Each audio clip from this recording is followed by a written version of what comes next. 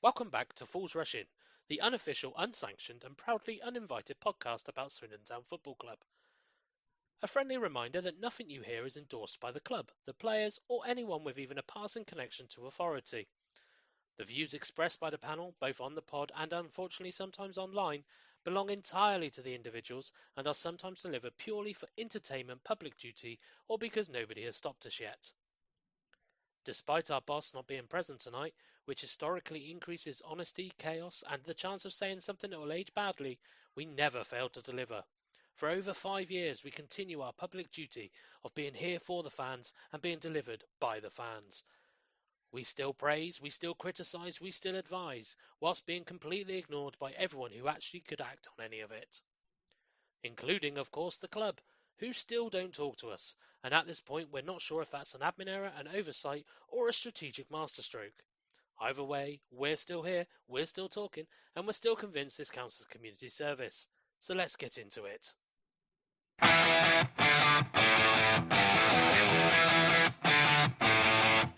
got Bobby on the buttons and the gang piling in. It's the pod where the nonsense and the football begin. Woody's got opinions, Ben's ready to debate.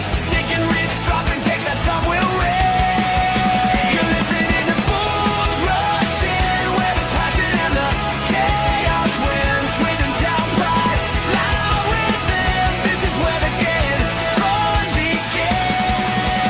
Watch the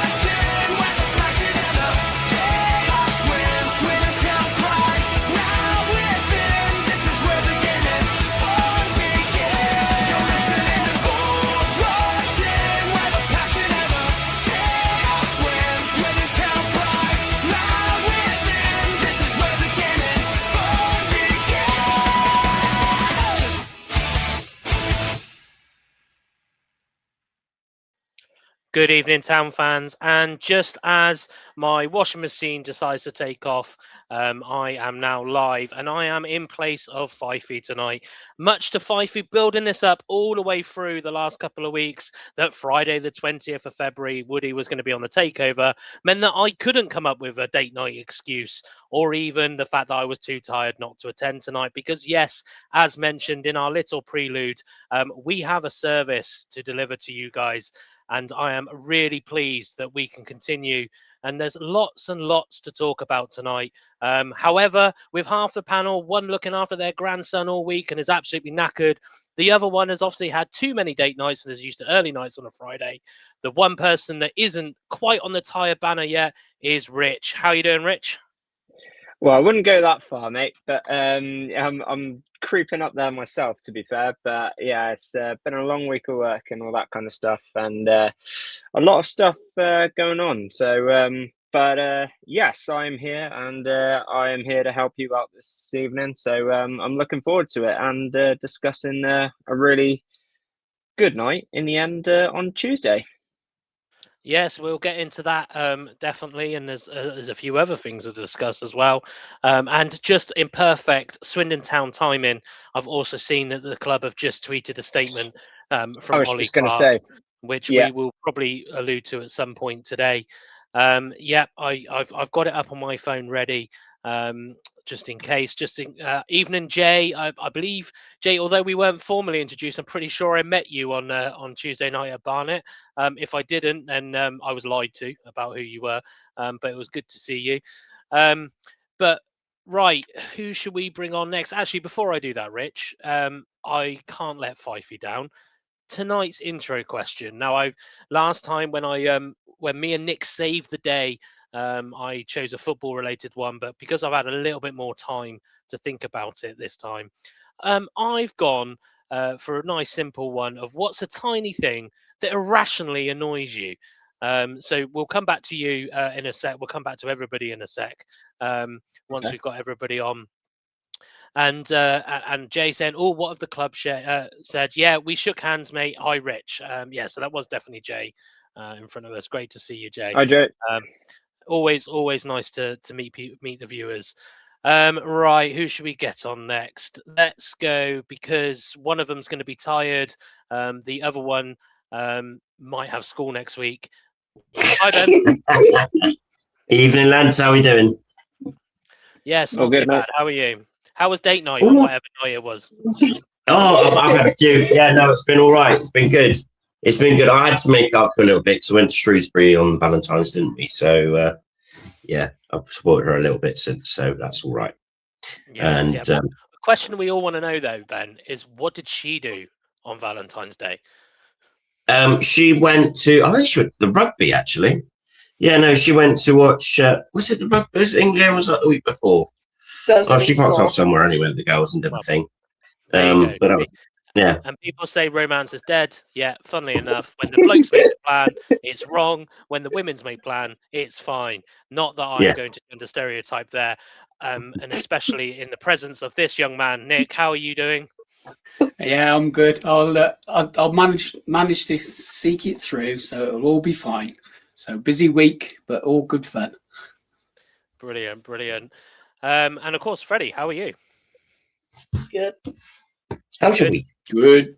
Man of many words. The half term. Oh, so what you been up to a half term, Freddie? Talk to the people. You want to be on. Talk to the people. Absolutely nothing. Millions of viewers. Yeah. Absolutely nothing all week. Okay. Sleep.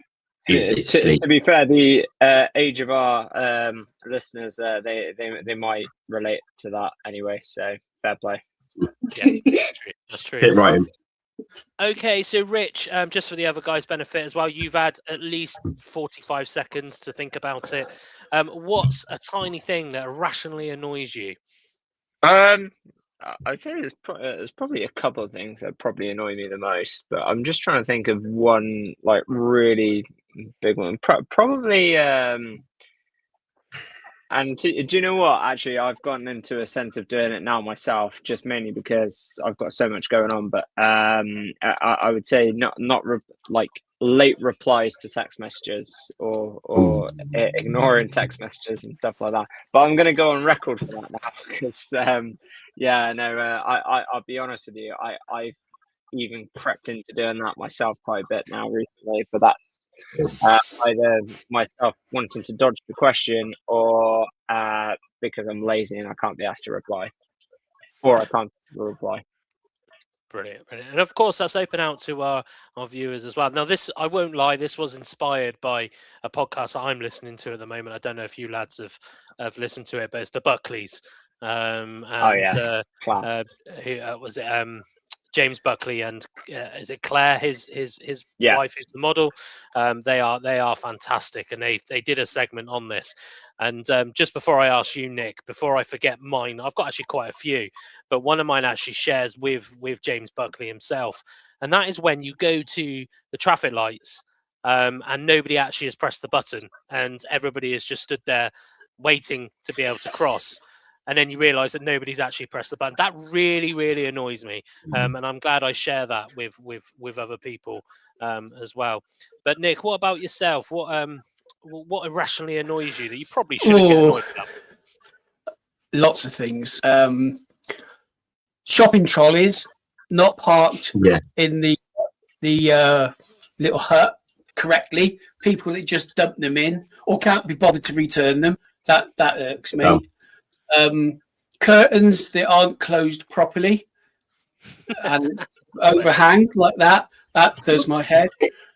I've got a set of blinds in my room. If you pull the blinds up and they twist in, that annoys me. Yeah, I couldn't cope with that. That's got to be closed. That just drives me mad. Things not put away at night. I have to make sure all the cups, knives and forks are put away at night before I go to bed. So just loads of stuff like that. Brilliant. And this is what always makes you, because every time you have one of these type of conversations, you go, yes, actually, that annoys me too. Although all of us then were looking at our curtains. I'm looking at, there's a little chink in that blind that's really annoying me now. No, has to be perfect. And I think that's something just laid against it as well. But Ben, what about yourself? What really gets on your nerves that shouldn't? Well, actually, just reminded me, following on from you, really, is when someone's pressed the traffic light button and then spot the little space to go before the traffic lights have changed. So cross the road whilst it's still on green. And if you're driving and then they've crossed the road and then it turns colour, and then you've got to stop and wait for nobody. And it's just like they've walked across. It's quiet anyway. Then they press the button. They walk across. Like, you'll just either go across, there's loads of space, or just wait. But don't just press the button and walk on. So, yeah, that's sort of, that can get me going as well. So I was just sort of intermingled a little bit from both sets of you. I've got another one that's sort of on the same sort of lines of that. But for me, it's, well, for any runner, really, I guess, as well, is when I'm crossing a road, like not with traffic lights or anything like that, but when I'm crossing the road and I'm running, but I've stopped and I'm not actually looking at them, and then the car's just stopped itself and it's going at quite a pace. I'm just like, just go. I'd rather you go, and then I can carry on my run because there's no car behind you. I'll get that one. Also, can I add one as well? People that don't thank you when you let them through when they're driving. Oh yeah, that drives me nuts. When you wait and you've got right away, especially when you've got right away, they don't do that. Just do that, or flash a light. Just do that, because that gets my go. Don't flash a light if it's a copper. Don't flash a light. Yeah. On that one, Ben, I would say I was looking after my grandson all week, and I did that. Somebody stopped for me, and I put my hand up, and he said, "What does that mean?" I said, "It's just saying thank you." And he said, "Well, why didn't you just say thank you?" I said, "Well, he wouldn't hear me, would he?" You could have put your window down and then he'd hear you. No, I don't think he would. Do you know what, Nick? Do you know what's funny about that? Nick's got wind down windows all of a sudden. Nick, Nick, do you know what- how old we are. After people don't know what you're talking about. Nick, do you know what's funny about that? I used to ask my parents that all the time, and I was they'd put their hand up, and then I'd be like, "Who's that then?" I'm like, "Oh, I don't know that person." I was like, well, "Why did you put your hand up then?" And they would just be like, "Oh, it's just to say thank you for letting me through." I was like, "Oh, right, I see." Okay. Yeah, Brilliant. quite funny that though. Oh, can I just add one more as well? Oh, he's got one more. I knew this was. When someone waves frantically and they think they're waving at you, so you're unsure whether to go right back or not. And then occasionally you've gone, I think they're waving at me, so you go, all right, and then they walk right past you. And it's like, oh, you feel like a silly person then, don't you? Yeah. But Ben, is that because you're deaf in one ear though? It may be deaf in one ear, but Very true. yeah, but yeah, I get I miswaved. remember I stood next to you at Cheltenham, and I was shouting in your ear, and Freddie just goes, "Dad, Rich is talking to you." Sorry, mate. Look, honestly, this year you I was rub it literally right on, next to not a you. word. And Freddie always has to be to my right so I can hear him. Sorry. Yeah, well, the last game I was sat with Ben, and I had to change seats to get on the other side of him to have a conversation. Yeah. Very true. I'm sorry, Nick. I apologize. People must think I'm so rude. Honestly, I can't hear you. You could honestly, an explosion could go off right here. I'll be totally oblivious. Face we burn off and everything. I wouldn't know. So to answer the intro question, basically what irrationally annoys us is Ben's deafness. Yeah. That's what we were getting to. That's what we were getting to. Yeah, fair enough. Brilliant. Long way we're underground. Right, lads. Okay, so let's get on with it. Let's get on with the show. Freddie, Ben, Nick. Obviously, I know me and Rich were there. Did you manage to watch the game on Tuesday? Nah. You watched first half. Yeah, first half. Freddie watched the good bit. I was ready to walk out. Yeah. I watched the game. Yeah, and did yourself, Nick? Yeah, I watched it. Yeah, Oh, it's good. brilliant. Loved it. So yeah, I mean, obviously there is positives and very much to talk about, but we wouldn't be Fools Rush In without discussing the negative first. However, I am going to start with what I did think was a positive, and we'll talk when I first saw it, and that was that for me was when the lineup came out. I thought, and I'll ask you guys for it as well. I'm going to copy Loathe Strangers here and read through the lineup, but obviously we had Connor Ripley in goal. And then a back four of Joe Snowden, Will Wright, Jamie Knight-Labow, and Jake Batty. And then the website actually has it down as 5, as a 4-5-1, but I think we could probably say it looked more like a 4-3-3. But then it was Gav Kilkenny, Ollie Clark, and Aidan Borland making up the midfield, and then Fletcher, Holman, and Hoyle in the wide positions with Drinan up top. Now, Rich, obviously, when we were together on the day, but I don't think we caught each other. No, we wouldn't have caught each other when the lineups came out. I was quite positive. I thought that was quite an attacking lineup that I saw when it came out.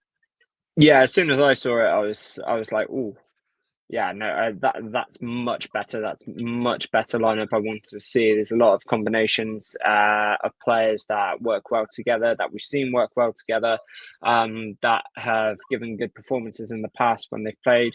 And I was very optimistic going into that, and I thought, wow, that's a really positive lineup. He obviously wants a reaction from Saturday, because that was a very, very disappointing loss. And I think bringing players back into the fold, I get players need to be rested. Obviously, Hoylett needs to be rested for whatever reason.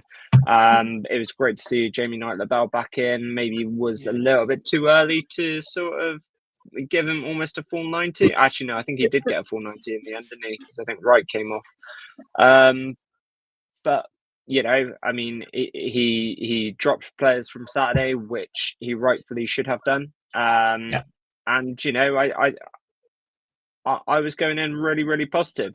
I was expecting us to hit it off straight from the off. And that's not what happened. No, and we'll discuss that. We'll discuss that for definite in a minute. And Nick, bringing you in on this one as well. Then, so one thing that I guess I struggle to maybe hurdle over. I've been saying for quite a few weeks now that Mabete needs to be starting, but at the same time, when I looked at that Snowden, Wright, Knight, Labelle and Batty, I wasn't too upset by it because I do generally believe, and I'm probably one of very few, that when Wright's not in the lineup, I actually think we miss him a little bit at times. But Nick, what did you think when you saw that Mabete wasn't in the lineup, Knight, Labelle was coming in for the start? What do you think of the? Did you think immediately think it was going to be a back four, or were you trying to figure out whether we were going to squeeze a free into there? No, I thought he looked like a back four. Knight Labelle for me's been one of our best players of the season. He's been excellent all the way through. And like Holloway said, he can trust him on a one-on-one, and he's got plenty of pace about him. Will Wright, and I know he gets a lot of stick, but I think he does okay. He's got the experience, and I think that's why Mabete doesn't get in. If you put Knight, Labelle, and Mabete and Batty, you've got a very inexperienced three in a back four. So I can understand, and he does say that Mabete's prone to the odd mistake, which you're going to get with any youngish player.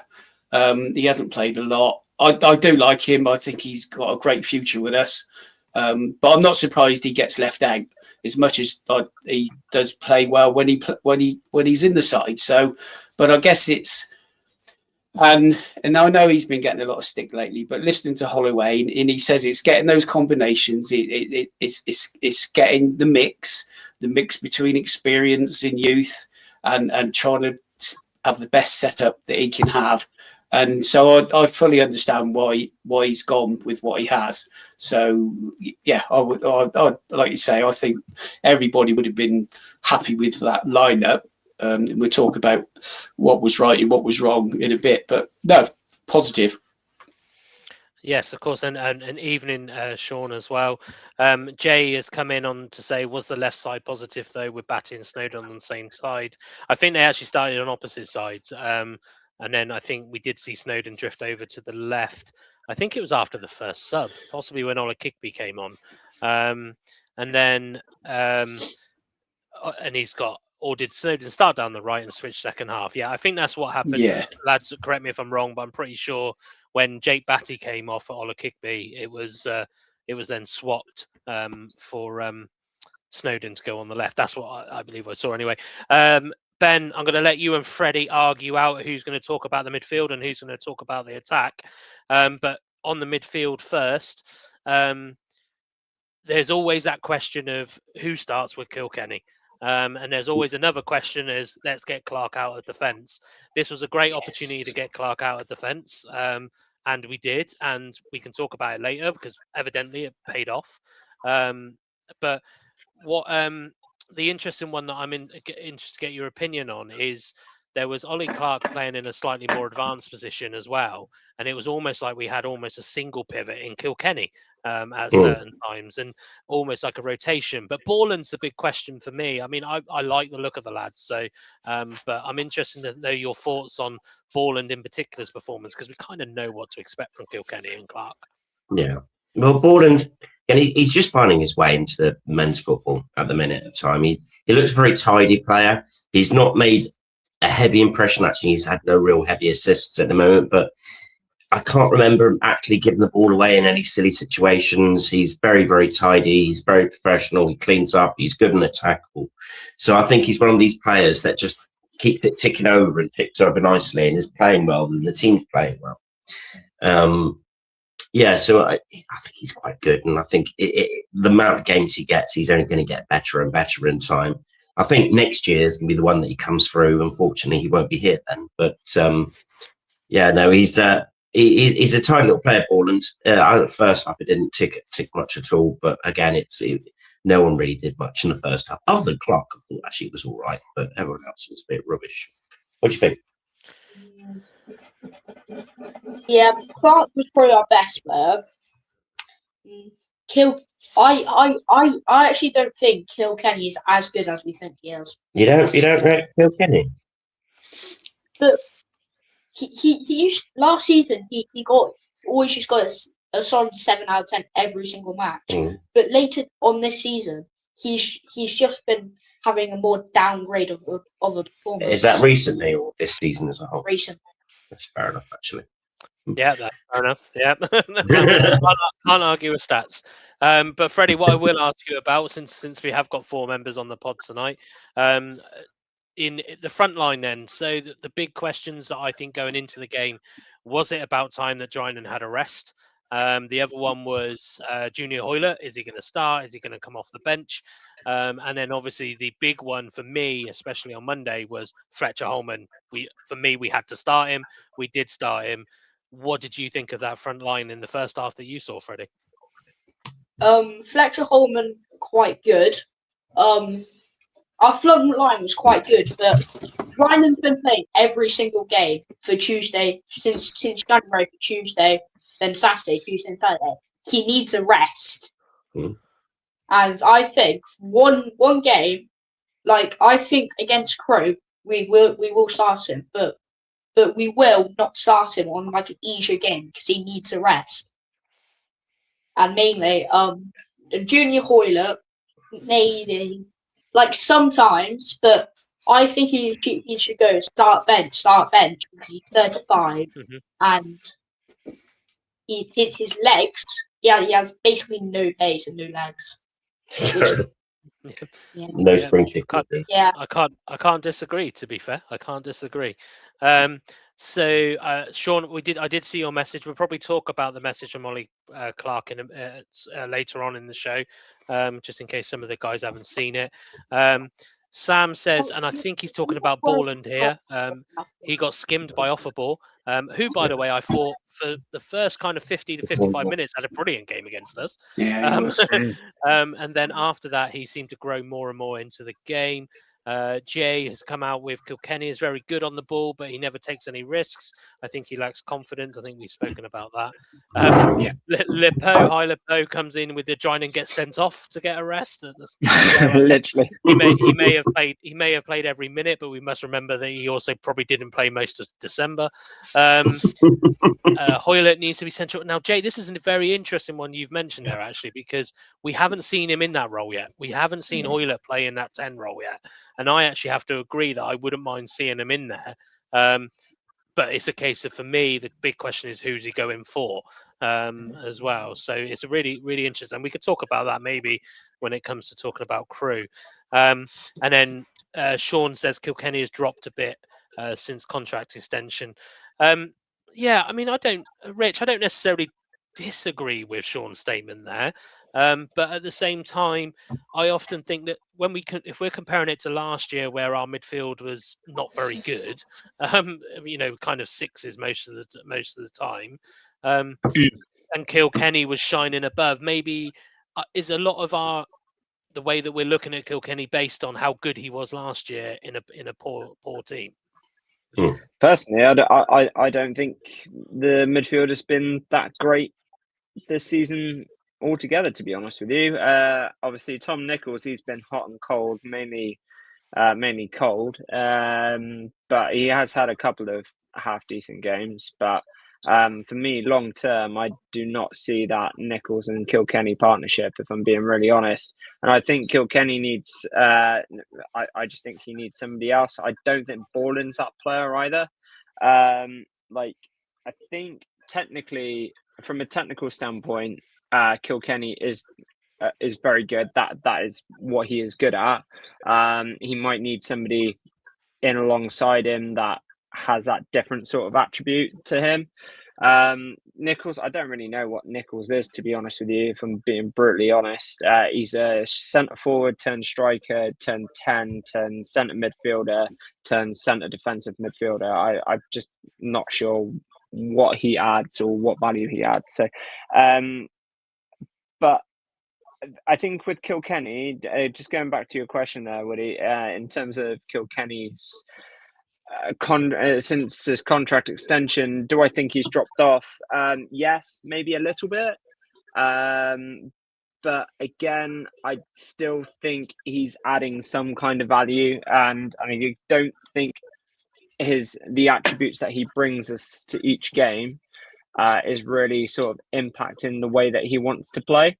And I would say it's probably more the players around him that's probably taking him down. And also, again, and this isn't because squad rotation is all part and parcel, especially when we're playing Saturday, Tuesday. But, obviously, anytime a squad rotation happens and you're still in the squad, you're still playing with new players. So it's not an excuse anymore because they've been playing with these players since August, or most of them since August. But yeah, it's just one of those ones. And I don't know. It's a difficult one, but yeah. Yeah. And that's completely interesting because I think Nichols is one that definitely splits the fan base, because it is one that definitely splits yours and I opinion, because I fundamentally disagree with everything you've just said about Nichols. Yeah, it's for me, Nichols does a lot of the stuff off the ball that we don't tend to pay attention to. But for me, it's his decision making. For me, it's his decision making at times. That's the problem that I've got. But anyway, so we've spoken about the lineup. I'm not going to talk about the subs yet because, again, I think we saw a game where the substitutions for me were spot on. But we do need to talk about that first half. There I was Monday and Friday saying, do you know what? I feel really confident in our defence that we're not going to concede against Barnet, despite their, relatively decent form of late. Needless to say, 8 minutes and 34 seconds in, a very similar ball whipped into the far post, unmarked again, Nick, for Senior to, unmarked for the ball to come back, and Senior with a very good finish to give him his credit. But Nick, same again. Yep, that's what I said straight away. How many times do we concede that goal? I mean, it was criminal, absolutely criminal. And you thought, here we go again. Tough place to go. And we give, from our point of view, a very soft goal away. And like everybody said, the guy finished it really well, but so he should. He had that much time and space. If he didn't finish it, you'd be asking questions, what the hell was he doing? So yeah, it was just such a bad goal to give away. And I guess we had the bit of luck. We managed to dig in a bit. So they had some decent chances. And I think on the commentary they said, I don't know if you probably wouldn't have picked it up, that I don't like the stat, but they've got the highest IG in the league without scoring that many goals. They create lots and lots of chances, but they don't bury them. So, and that's why they're mid-table. So, and I think we got away with it first half without a doubt. And my issue was for whatever reason, in whether the players were too far apart and we were too stretched, we couldn't string more than 3 passes together. And when we did, the third pass went back to Ripley. It was back to that. So that was really frustrating watching the first half for me. And Ben, on that one, very good points raised by Nick, and I think we all voiced, and we'll talk about how the crowd reacted as well, probably more Rich and I, when it seemed that Barnet started at that point to then get a hold of the game. And I'm seeing a bit of a repeat pattern now with Swindon. We timed the first 5-10 minutes, we look like we're going to do all right. And then all of a sudden we either concede or we have a few chances. I mean, personally, I didn't watch too much of Shrewsbury. Some say I was very lucky in that aspect. But at the same time, I was very disappointed, Ben, with the way we performed against Barnet. I felt we let them have a lot of the ball. And to be fair to Barnet, though, we've only lost one less game than them, I think, this season. So they are a hard team to beat. I mean, either that or we're an easy team to beat. But Ben, for the rest of that half, it was difficult behind the stand. But watching on the TV where you've got that kind of side-on view, did it look like we were ever going to get into their final third? No, not at all. I think first 5 minutes again, it looked okay-ish start. Then once they scored, they didn't bombard us until about, I think actually Rich put in the WhatsApp group, we're getting battered. And I went, well, they've only had one chance. And they immediately hit the post. And then after that, they just sat around our penalty box, just creating chance after chance. And, you know, we're quite lucky that they pin all their goal scoring hopes on Chibongo Shamanga. Really. Because if they had someone with half a bit of nous how to be a real proper fox in the box or a poacher, I think we'd been 2 or 3 down at half time. The best thing, the fact that it was only 1-0 at half time was the biggest break we had in that whole first half. I think it was every bit as bad as Shrewsbury, and Shrewsbury was terrible, but we were playing a better team than Shrewsbury, so we were getting less of the ball. And as the half wore on, the kind of worse we got. And my mood was terrible at half time. Honestly, I was bubbling over because it was just slow, ponderous, incoherent, very little going forward. We often, apart from the last 2-3 minutes of the first half, where we started to wake up a little bit. But even then, we weren't really pushing the goalkeeper. I think the nearest we came to scoring was a hoofball that Clark nearly got on the end up colliding with the goalkeeper, and that was our best chance of the first half. It was bad. It was bad. And to wrap up, Rich, obviously, what's his name? Holloway said in his presser today that he was never given up on Saturday. He was still confident at half time, but obviously you and I were there. And we were part of the crowd, which I have to admit, I thought the atmosphere was fantastic, especially in the second half. Where close to where Ben was saying, as we closed out the half, we kind of maybe got into it a little bit more. I thought their keeper was there for testing, to be honest. I don't think we tested him half as much as we should have. The chance of we've had a shot started to make their way around the Swindon fans towards the end of the half. And what that brought on, and Ben, Nick, I don't know if you saw it on the telly, but it brought on an absolute death stare. And I kid you not, it was a death stare from Holloway looking over at the fans. Probably, which did you say, for about 45 seconds to a minute of just staring at us, wondering why. And I really, before this pod, and I couldn't find it anywhere that was reliable. And I was trying to see, like, how many shots did, Barnet only had 8 overall throughout the whole game. And a lot of them, I think, were in the first half. And we only had 8 over the whole game. So whilst it's not necessarily an insult, Rich, it was true. It was, it is a banterous, it is the typical way of British self-deprecation. But were we wrong?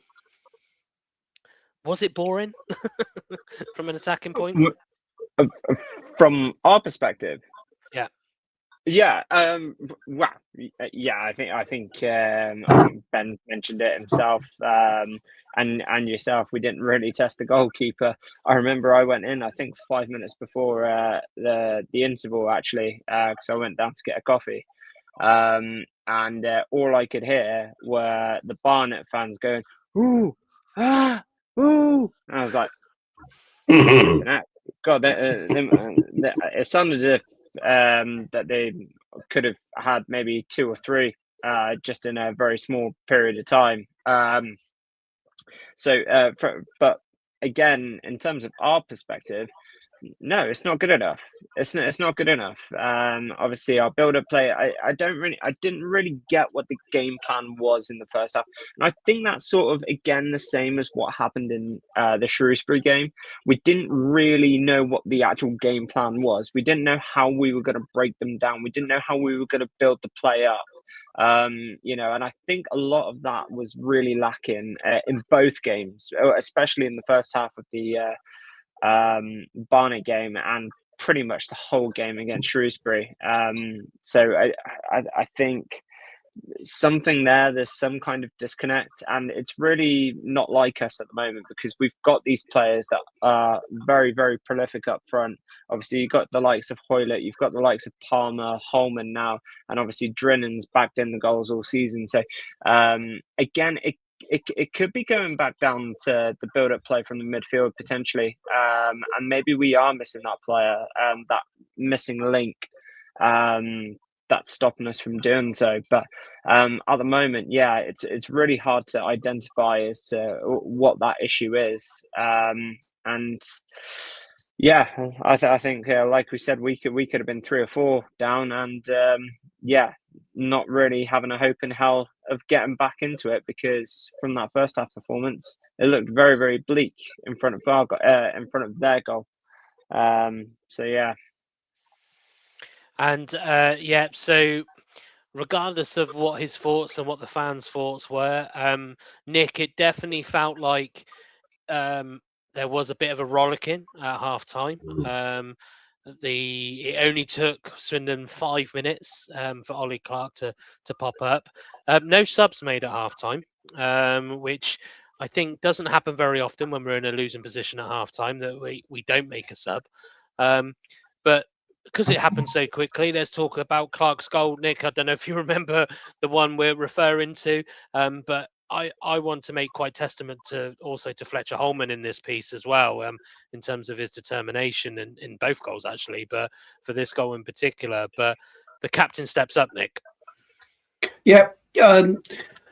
So I just need to go back to what you were talking about with Holloway in the death stare. I think, and it's surprising for such an experienced manager, I think he's feeling the pressure more than you would expect, because the pressure is to get promotion. As much as we criticise, Clem or whoever has put a lot of money into that squad with the aim of promotion. And so I think Holloway is actually feeling that pressure. He should know what banter is. Christ, he's been in enough dressing rooms for long enough and probably given as much as anybody. So for me, that's the surprising bit. But yeah, going on with Clarke's goal, I mean, it was decent long throw. Their centre half or their defender misjudged the header and headed it across.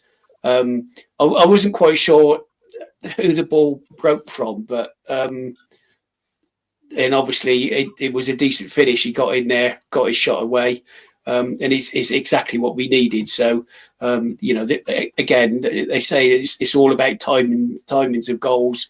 That was the perfect timing.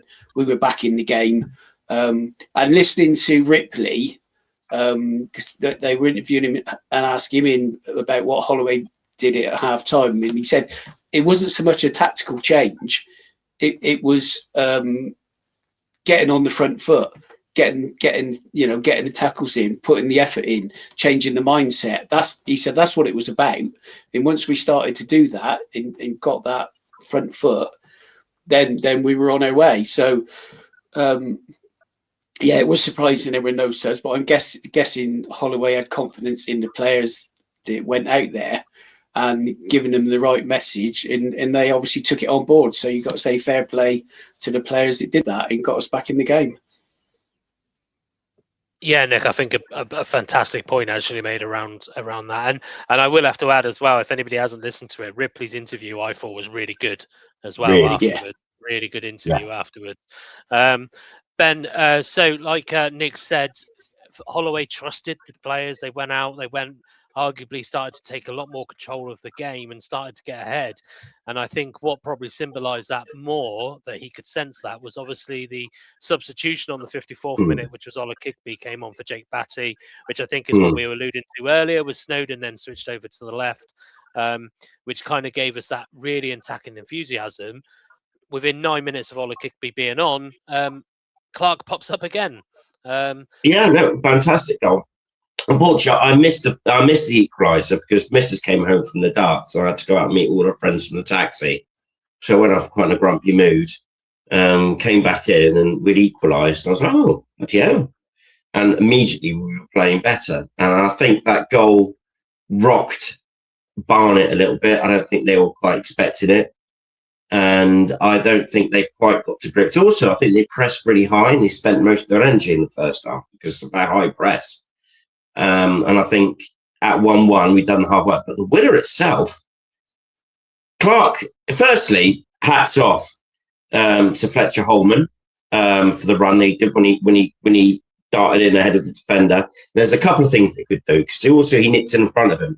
How many times have you seen the defender lunge for the ball to receive the ball and give a penalty away in that sort of situation?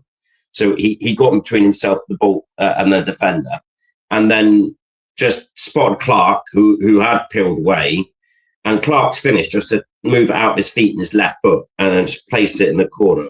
Absolutely superb. So the goal itself wonderfully worked. It was a lovely finish from Skipper. And you could tell how much it meant to him as well. I think it would do his confidence a load of good. And you just see the limbs on watching the TV on the way end. And like the whole flat, up and down, so it would have heard me just scream. It was a really good moment. And I think it could be a turning point in our season, or a big pinpoint of the season, because that was a massive moment for us. And it was a lovely finish by the skipper, and it was good to see. Yeah, capped off, I believe, although it was quite early on in the second half. Richard capped off quite a good game from Ollie Clark, and we'll talk about his statement later. And I've probably timed this round of questioning really bad, because my next questions were going to be about the next substitutions, which kind of shored it up in my opinion, which was Nichols and Palmer, both coming on after 67 minutes for Borland and Hoylett respectively. I have to admit, I'm one of the first to criticise Palmer all the time, because I'm still waiting to. Well, I'm starting to see it now, but I thought quite a solid performance from Palmer when he came on, really, defensively and offensively. Was that a question to me there, Woody? Yeah, what did you think? That's why I raised my tone at the end of the statement. Sorry, mate. Apologies. What did I think of Palmer? Well, we know what you're going to say about Nichols, so I'm only going to ask. Yeah, just ignore the Nichols bit. I did think Palmer was good. We did start to utilise his strengths a little bit when he did come on, but again, with Palmer, it's still very samey. The ball gets lumped up, and I think obviously when we saw that the 8 minutes of added time towards at the end of the second half, which by the way I don't know where the hell the ref got that from, but all we were doing was lumping it up to Palmer, and then they got the ball back and they went up the other end and they tried scoring. But I do think he was better. I do think he made, I thought he held the ball up really well, was laying off Drennan and trying to get back in and all that kind of stuff like that. But I don't know. I don't know. I still don't think we're using his ability of what he can do with his feet enough. And I still think we're going back to the same old, lumping the ball up to him trying to hit and hope header onto one of our players to go in and try and score. So I'm still not a massive fan of all that. But, again, it did the job. And I do think he did hold the ball up a little bit better as well. Good stuff. And then obviously later on, we just saw Mabete come on for Will Wright. From my knowledge, I don't believe that was an injury or a reservation. I think it was just a change to be made with, roughly about 10 minutes left, probably, at the time as we thought. In terms of Ollie Clark, I mean, great result. Overall, a very good win for us. But I think, I don't know if I've seen officially, but I think Ollie Clark got POM. It would be very surprising if a player scores 2 goals and didn't. And I think even on his second goal, he'd actually moved to the back as well. So he'd scored whilst in midfield. He was. But I guess open to everybody really, and I will read this open letter because it is quite a short one from Ollie Clark. But I feel like with him, and I've always been a Clark fan. You all know that Wazza and I are quite big fans of his. We understand why people wouldn't like him. There is an argument to say, has he cost us in certain areas and things like that because of his long suspension? But I think we're all joined in. When he has a good game, he has a great game. And And I just want to read out the open letter that he sent out. Callum Knowles has posted on his behalf, and I think it does ring. And I'm going to ask probably Nick, because you like the gritty captains. I'm going to ask your opinion on it in a minute. Dear supporters, I wanted to reach out as we approach the most important part of our season. There are 13 games left, 13 opportunities, 13 moments that will define what this group achieves together. Before anything else, I just want to say how much we appreciate you. Every week, whether we're at the Nigel Eady Counterground or miles away from your home, your presence is powerful. You don't just fill seats, you lift us. When the noise rises, when you're right behind us in the tough moments, it genuinely pushes us on. We've put ourselves in a strong position, but nothing has been won yet. What lies ahead will demand resilience, character, and togetherness.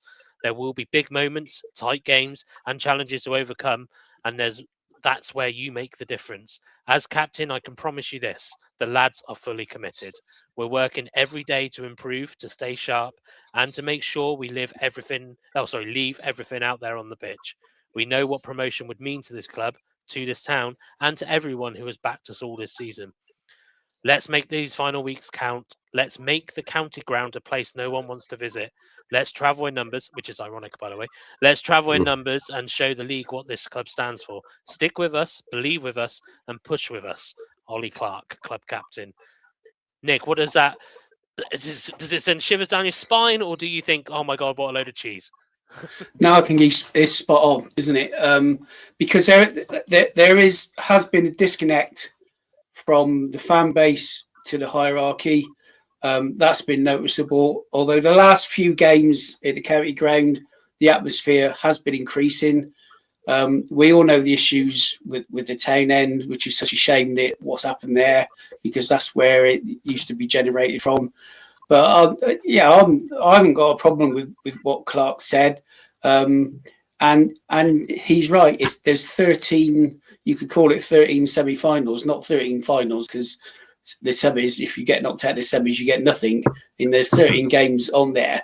But I think also, for me, the underlying message is, and I think Tuesday night's results proved it, as much as we think, we're second in the league and we're a big club, there are no easy games in this league.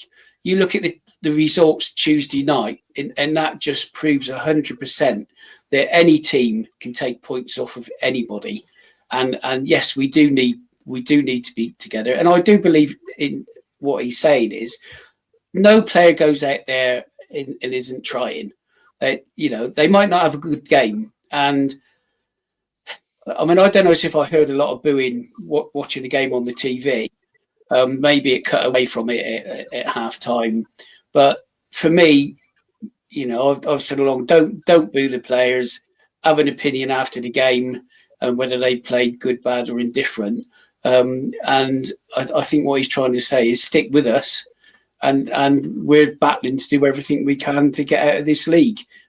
So I got no problem with what he's saying. He is a battler, he is a fighter, and that's what you need to get out of this division. So I'm quite happy with what he said, and let's do what he said. Support the team. 90 minutes, go for it. Rich, although I don't think you necessarily disagree with what Nick's saying, but No. I don't think you were massively for what the statement was trying to put across. Yeah, absolutely don't disagree with anything that Nick said. I think it's more just around the meaning of the actual statement. And I just find it really weird. 13 games just seems really odd to me. Why is it being put out now? Why was this? Why aren't we getting constant communication during the season? Is there something behind the scenes? Obviously, us as Swindon supporters, where we've been in the dark for a long time and not knowing really what's going on behind the scenes or anything like that. This also is around the time that season tickets start going out as well. So is it like a big push sort of to start ramping up and people to start thinking about season tickets? I think I've gone on record to say that if we don't get promoted this season, I probably won't be renewing mine next year. And and it kills me to say that too. But it's just one of those things at the moment where it just seems very convenient timing, and I'm not sure. I don't know whether or not to believe it. Do you know what I mean? I don't I get it. know. And that's why I asked the question, because I can see Yeah. very much how that would. I mean, it came out 54 minutes ago, and it's already Yeah. probably divided opinion in the WhatsApp chat, and 4 of us are on here. So it's yeah, and it's a shame that it causes so much anguish, should I call it? But Jay makes a point here. He says that he reckons it could be in light of the boos for Oldacre and the booing at half time at Barnet. Now, Rich, correct me. I mean, we were only a couple of seats away from each other. I didn't recall much booing at half time at Barnet. There was a lot of frustration.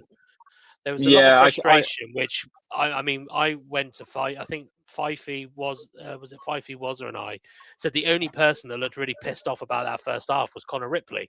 So I think there was probably more frustration than booing. But Ben, on that aspect, as somebody who does see the positive a lot of the time, do you think that it is just maybe a poorly but very well timed statement from the captain to kind of rally us together, or do you reckon it's as Nick said, Holloway's maybe feeling the pressure a little bit, so let's try and let's get the captain to speak out. I mean, when I saw that statement come through, I thought it was going to be an apology for all of the shit that's been happening. But it wasn't. What do you think? Do you think there's any hidden meanings behind it? Not hidden meanings. That's a harsh word, but no, I think people look too much into it. Really, I just think we've got 2 home game spins in a row, and we're just approaching the run-in. I've had a look. I think 8 wins gets us, what are we on, 61? So 8 wins gives us 85 points. That should be enough to send us up. So 8 wins, we can lose the other 5. So we're actually getting to the point now we can start ticking them off. If we get to 85 points. So I think it's at that point now where it's just like, all right, come on. Let's get it big now. I seem to remember, it was just cooking up. If you remember under Wellens, that Yeovil game, Forest Green game, and even back before you go to the Exeter game, the home game against Exeter, the atmosphere was amazing. The one we won 2-1, it was a big 6-pointer against Exeter, and I think it was a 6-pointer, but it was a huge game against Exeter, and we beat them 2-1. And even against Forest Green in our last home game that season, it felt something was brewing, and that feeling's not there yet. And I think they're really trying to conjure it now. And it may be an idea of Holloway going, Skip, write something, rather than he might have done it off his own back, we'll never know. But I think we'll see a lot more of this coming from here on in, because March is like a little over a week away.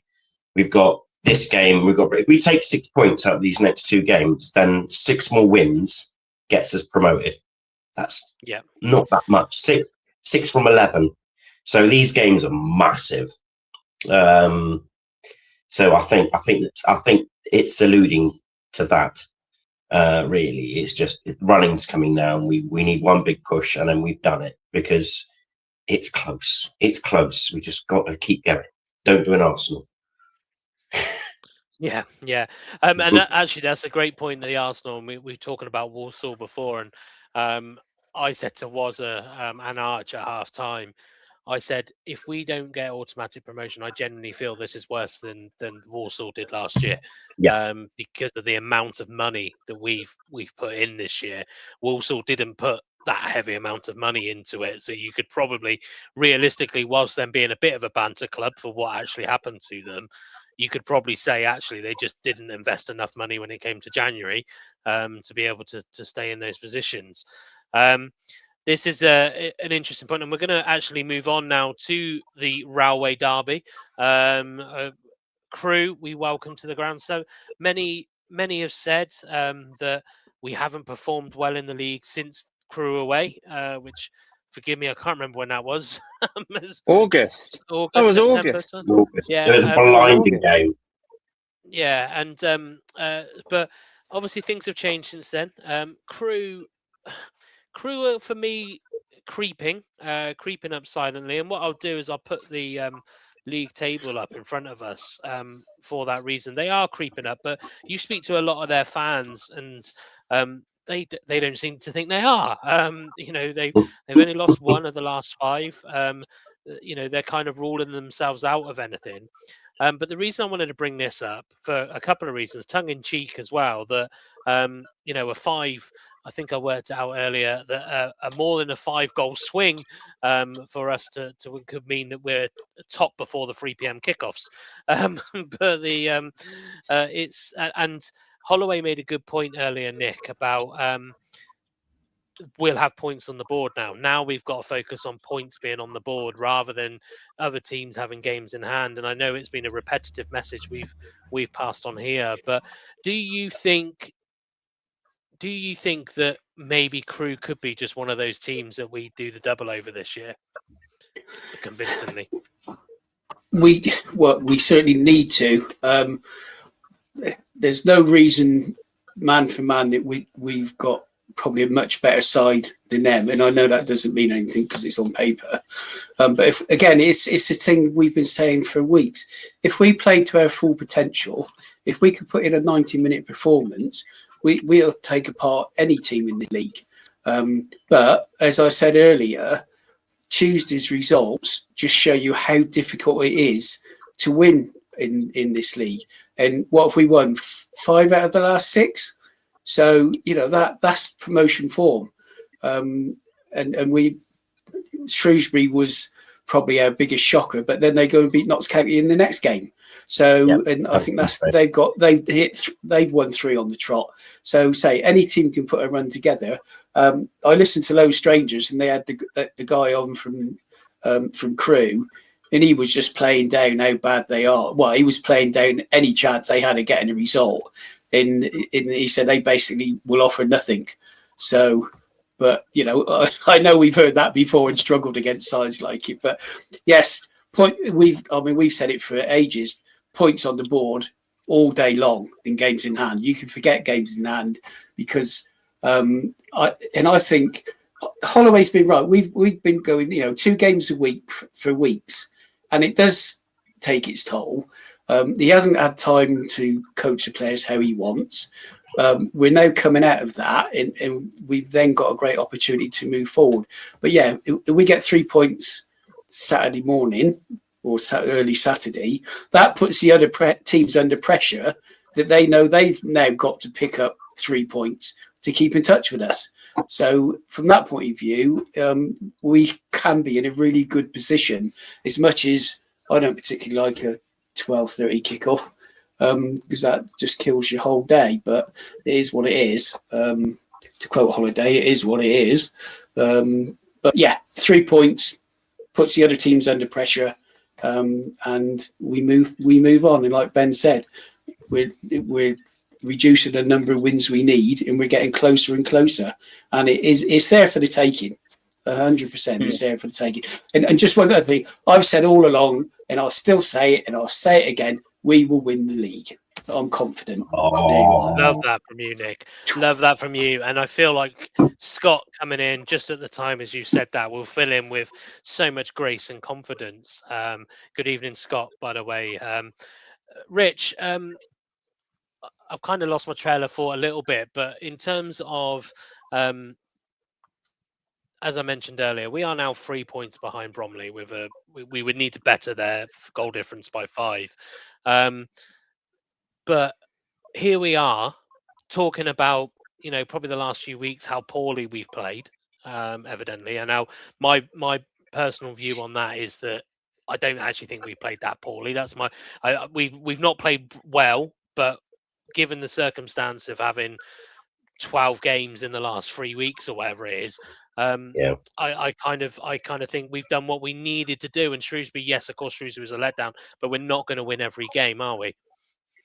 No, of course not. And again, I think it's like with every league that's very competitive at the top of the table, and I think that's what makes the league quite exciting. I mean, not for us really, because obviously we just want to get out of this league because we've been here long enough. But but yeah, it does make it very interesting, and I think for us as well, and especially going into a game that is actually quite crucial, because although Crew fans don't seem to think that they are close to the playoffs, and I'm just looking at the results really of the last 6 games. They've won 3, and in those 3 games that they've won, they've kept 3 clean sheets. So it was 1-0, 1-0, 1-0. So what that shows to me, and in the games that they have either lost or drawn, they've only conceded 1 goal.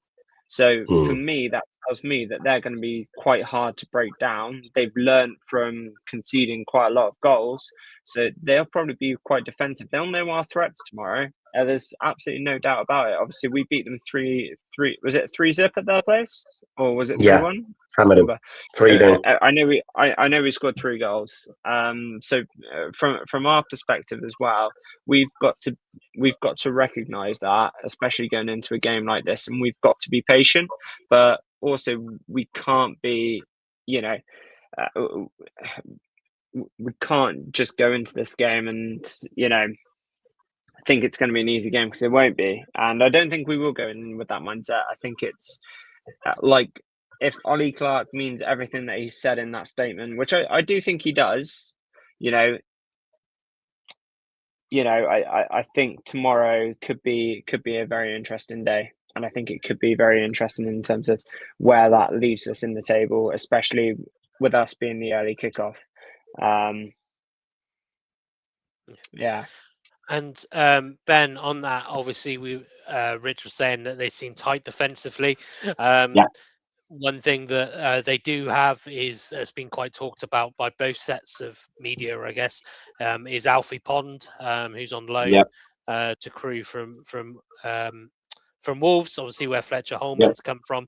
I don't know if you listened to Fletcher Holman's presser, but he does mention that they haven't spoken to each other all week, because that's what they're like. They're friends outside, but they're enemies during the week. Would you say that we have it in our tank to break down those tough defenses? Yes, we do now, because if we need to go through them, we've got Hoylett. If we need to go round them, we've got Mo. We've got players we can batter them as well with. We can go, there's in the past Swindon has struggled because they've always tried to pass the way through them. But there's more than one ways to skin a cat. So Swindon will probably find a way. Swindon also in danger of being sucker punched. Now, Crew aren't terrible. They've got aspirations for the playoffs. Now, their fans are a bit of a downer. Like, our fans are a bit of a downer after defeat. You're only as good as your last game. And their last game, they lost at home to Fleetwood. So they're going to be about, that was a crucial game. They needed to win that to get in touch with the playoffs. They blew it. So they're all a bit down in the dumps because they thought that was a fantastic opportunity to drag it, and they've lost. You imagine had that been us, we'd have that similar sort of filter, but they're still not a bad team. They've still got, they've only lost one more game than us, and their record over the last 5 games, I think they've won 3 or 4 of them. So they're going to cause us problems. I think they're going to come have a go at us because they need to win. I don't think they're going to come play for a point, because if they're going to have any chance for the playoffs, they need to come away with something from Swindon, really. Ideally, if they win, they could see that as a springboard to their season. So I don't think they're going to come and just sit in. I think they'll have a go, which might work in our favour. We'll have to wait and see. I think Swindon do need to start strongly, though. I think we've been weak over the last 3 games. If you look back at 4 games, you look at Oldham, Newport, Shrewsbury, Barnet, all first half were pretty turgid. I think Swindon need that early goal, and they need that front foot, and they need that burst of energy and intensity from the off, and that will trigger the fans as well. Because if we don't get it, it's another turgid half, then I think it danger of going flat, and Crew could quite easily come away with something, even 3 points. So it's important we start well. And Nick, it's your favourite question that comes round. Just, I think the rotation of me and Fifey planning is really bad. Without fearing of what you might say, where's this game won and lost? Oh, usual place, isn't it? Midfield. I know it's been my pet, not pet hate. It is the midfield. We've got enough now up front to damage any team. I hope he keeps pretty much the same team, and I know he likes to swap it around quite a bit. But I'd like to see pretty much the same, even the same starting 11. I wouldn't be disappointed with that. But I actually disagree with Ben. I think they will just sit in, and I think they'll just be looking to hit us on the break. If they open up against us, we could absolutely slaughter them. So I can see they'll want to keep it tight, frustrate us for the first half. As Ben said, we've been poor over the last few games in the first 45 minutes. They'll want to try and silence the crowd, get the crowd on the players' backs. If they listen to any of the stuff that's been going on, that they will know the sort of the situation. So for me, I think they would just play one up front. They would probably put 5 across the middle, and just sit back in there. But I do agree with Ben. Is we have got the players that can open them up. We have got people that can go wide. We can go down the wings, and with Mo, who I really like, he can get to the byline and cross a ball back rather than just balls pinging in towards the keeper. You cross the ball away from the keeper, and if you've got a centre forward coming onto it, that gives you a far better chance of scoring. So if we can get down to the byline and do that, to the goal line, and we got players that could do that. So I think we'll be okay, but it is going to be certainly a hard 45 minutes, and I think it's going to be a tough game, a really tough game. And Rich, do you see any changes tomorrow? I guess the question should be, do you see any changes to what finished the game on Barnet, against Barnet?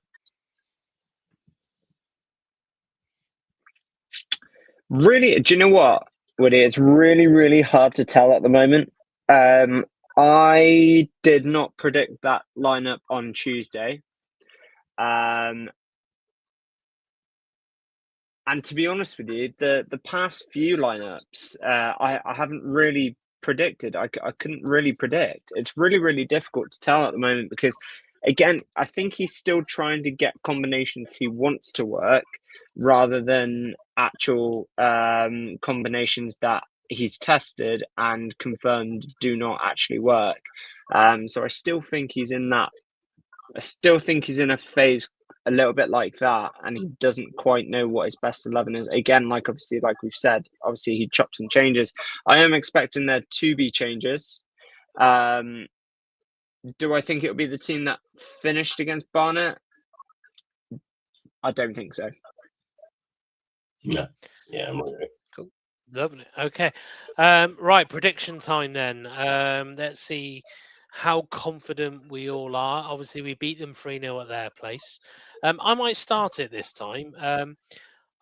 In terms of what I'm expecting, I think Crewe haven't really been the same. Even though we beat them 3-0 at their place, they haven't really been the same since I think it was Tesgau, I think is the way you pronounce his name.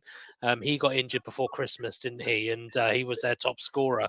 And I think he still is their top scorer, which probably explains the kind of 1-0s that they've been getting. However, I do agree with Nick. I think they will bank in. But I think as we're starting to get some of our players back now, and this is kind of the last hurrah of a load of games that we've had to play in a short space of time. And Holloway knows that they've got the break after this. They've got the 1 week where they can get back on the grass, back in the analysis room properly and things like that. So I wouldn't be surprised to see a few players dead on their feet towards the end of the game. I'm going to remain confident in the defence, and I'm going to say a 2-0 win. And I actually think Fletcher Holman's going to get both. I'm feeling really strongly about him at the moment. Ben, what about yourself? What are you expecting tomorrow, or thinking is going to happen? I am going for quite a tight first half. I think we're going 1-0 up half time. And then I think the game will open up second half and we'll get 2 late-ish goals, a bit like Oldham. And I think we'll win 3-0. Nice. Any predictions on goal scorers? Just to mix it up a bit. I think Drynen's due a goal. I think Fletcher Holman will get one. And I also think Mbete will get a goal. And everyone will be really pleased about it. Everyone, even his dad. Yeah, even his dad. I think everyone will be like, I think he'll get the third goal and everyone will be like, yeah. Everyone will go happy.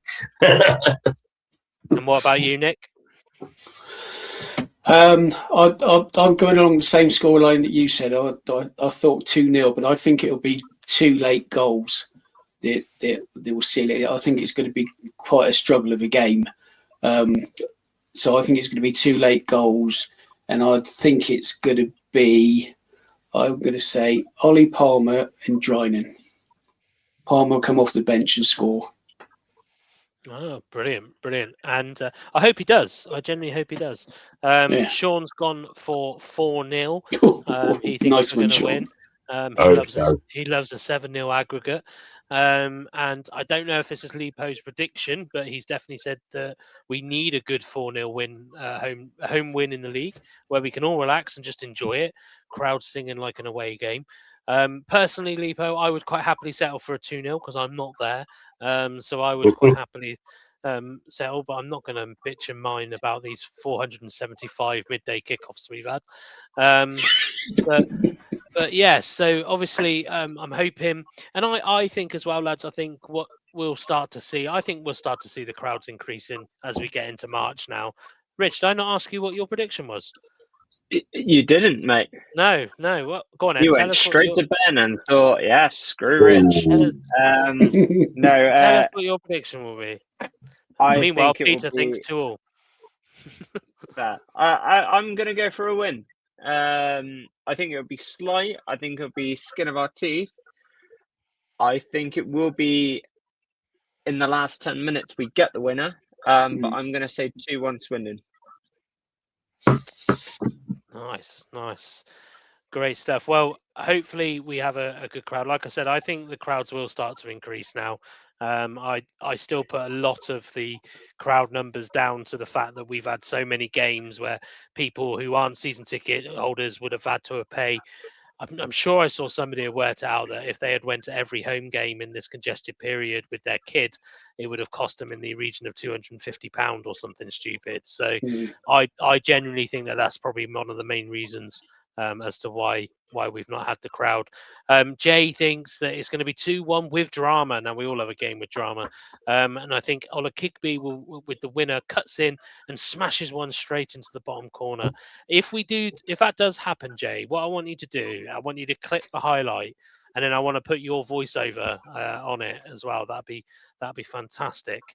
Ben, if I said to you, go on, Ben, get yourself out of this kind of persona and prove people wrong that you don't like women's football, where would be the first place you would look? Well, I would actually give a nod to Laura. Is it Laura Hobbs? Who's just left the club? Personal. Yeah, that's one. Personal opportunities. A fantastic servant of the club, and I wish her all the best in the future. She's doing really well. It's a shame Moneyfield to keep winning, denying Swindon at top of the league.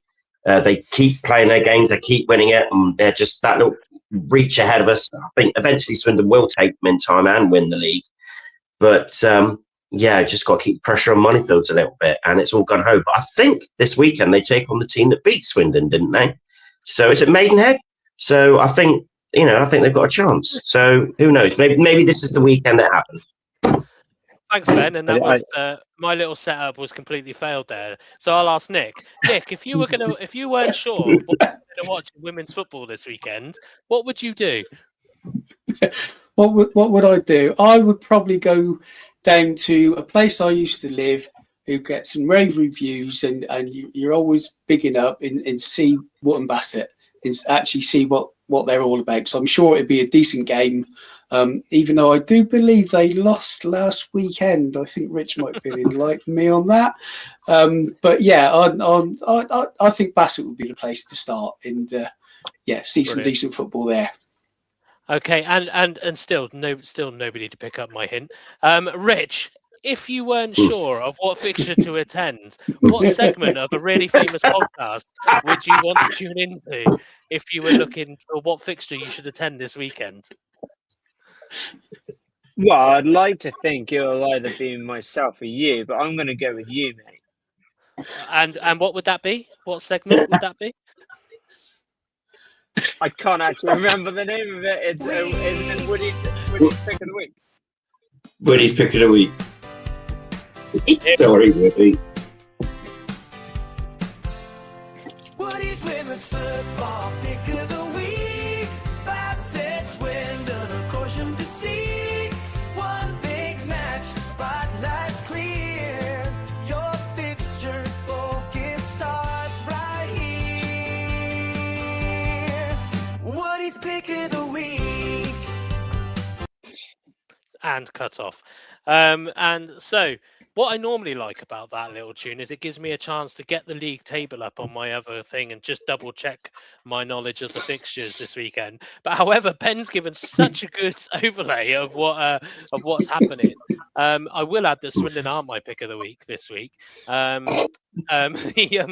Swindon, however, we start with Swindon. They have got Bournemouth Sports, a team, Rich, that have got a tendency to pack in and to try to be difficult to beat.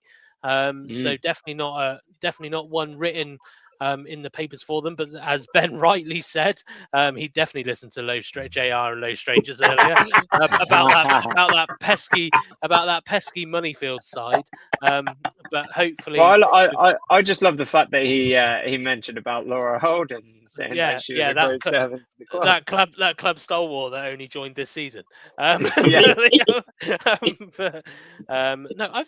we have her on the pod? We had her on the pod, didn't we? Yeah, I was going to say, I think we had her on the pod. Yeah, we've had her on the pod. So, but generally, all the best to her. I'm going to guess it's probably game time related, which is always a risk when you're a team doing well. Regardless of maybe the latest form against some interesting results for Swindon. Unfortunately, that does come casualty sometimes to good players. I think Laura Holden's a very good player. But Bournemouth will be no easy feat. But I do think that Swindon will beat them this weekend. I can't see a scenario where they don't, and they will continue to put the pressure on Moneyfields. But obviously, as Ben rightly said, if Moneyfields do slip up, Swindon could retain that top of the table position, which is obviously Rich with with big thanks, I guess is actually the right term, with a good win for Swindon against Bristol Rovers during a week, which was, in my opinion, very poorly advertised by the club for such a derby. Yeah, I thought, and until you mentioned obviously Bournemouth Sports there, I couldn't have told you who they had this weekend, if I'm being brutally honest. I'm guessing that's away, is it? Yes. Yep. Against Bournemouth Sports, yeah, fair. I didn't think it was fantastically advertised. I think we may have mentioned it on Monday's episode, and I was like, "Ooh, I'm thinking I might go to that." And then Wednesday came around, and I completely forgot about it because I didn't see anything. So it's a bit of a shame. Yeah, and this is very tongue in cheek, but I always had this kind of conspiracy theory that that if they don't advertise it, they won't get the gate as such, and then maybe that's the case not to have all the games on the county ground pitch. But I'm hoping that's not the case, and it was just because it's been a busy few weeks fixture-wise for Swindon. They had to be careful what they posted on socials. But I would always encourage people to follow, if genuinely, if you're a whole club person, do follow the women's account as well, so you get those updates as well. But very good win for Ridgewood's side to really correct those wrongs from the Moneyfields game, really. Good to see different scores on the score sheet as well. Sarah King and Libby Davis alongside Deanna Colston. Sarah King scoring a decent effort from Very good finish. Just inside the box, I'd probably say. From a corner, actually, that was whipped in. The keeper flapped at it and it bounced right into the box in the bottom corner. It's a good finish. Bloody hell, Ben's been watching the highlights and everything. Ben's been watching the highlights. Blimey. He'll be assisting you next season, Rich.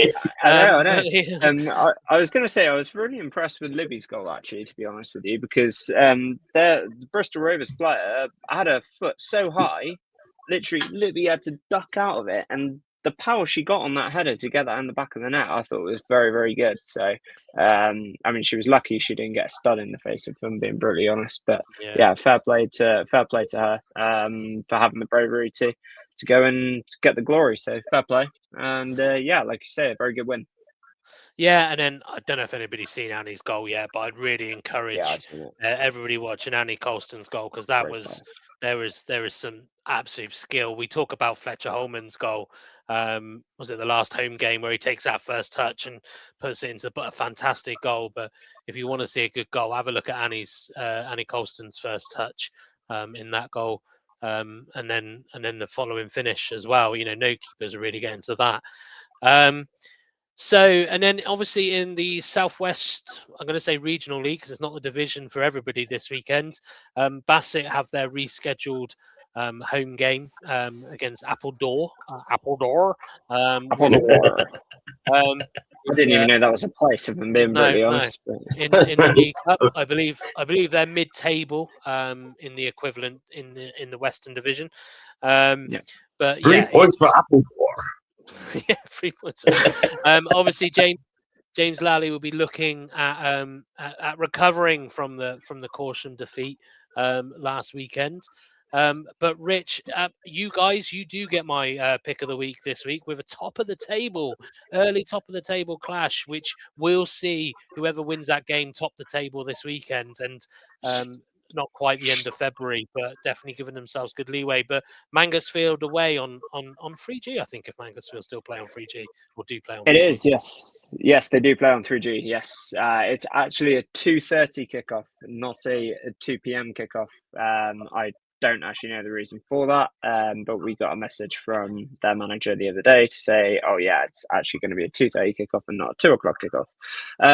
It's exciting. Obviously, we had training last night, and I don't think I've ever seen every single player that turned up with a smile on their face.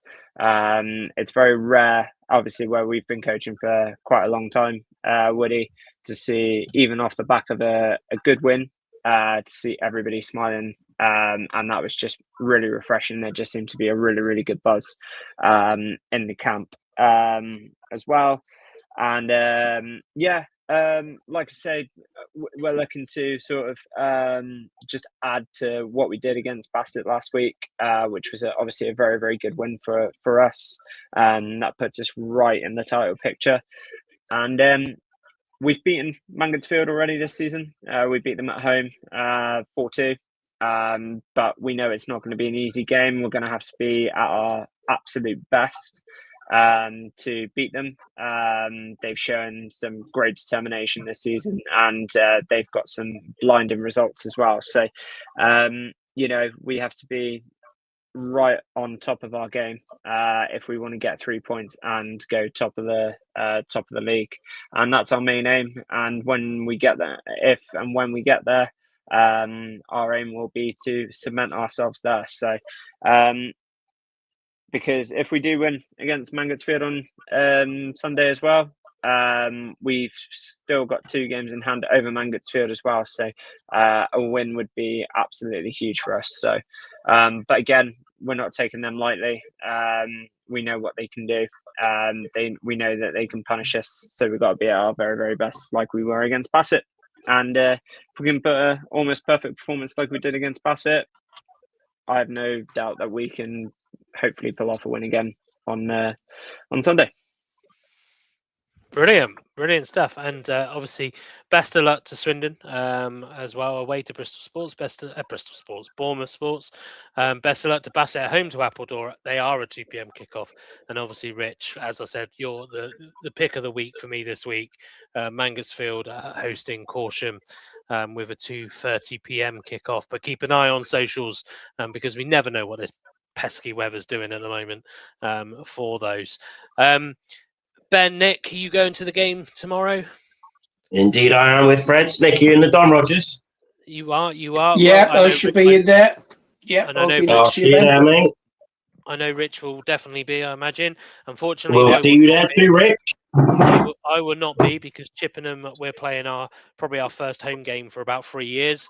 So yeah, I will be up then. But obviously, if you are going tomorrow, please enjoy the game. Make sure we're singing loud and proud. Let's not give them excuses that the fans weren't backing them.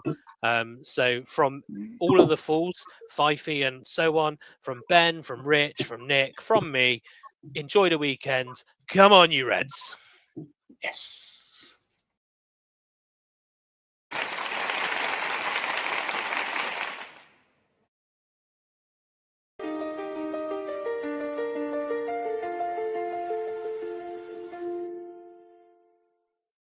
Fools rushing!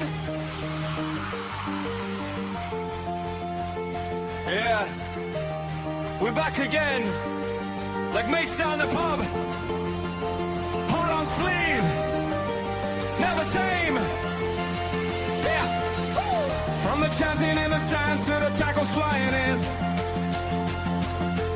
Home and away, red blood, white shirt, where the fools rush in.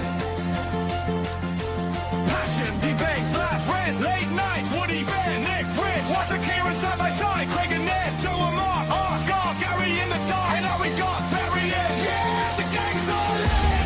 Fools rushing like we're chasing one more win. We'll make you laugh, make you cry, feel happy, feel angry inside. Fools rushing like a last minute swing, just like back in Swindon's time. We go up, we fall down.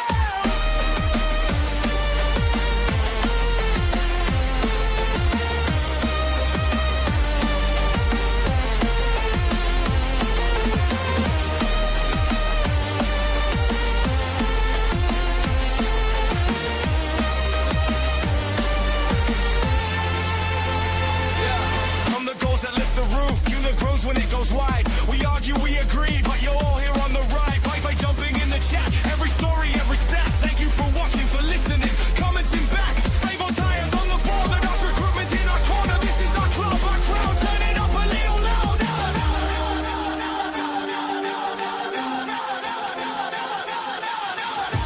Fools rushing like we're chasing one more win. We'll make you laugh, make you cry, feel happy, feel angry inside. Fools rushing like a last minute swing, just like back in Swindon time. We go up, we fall down.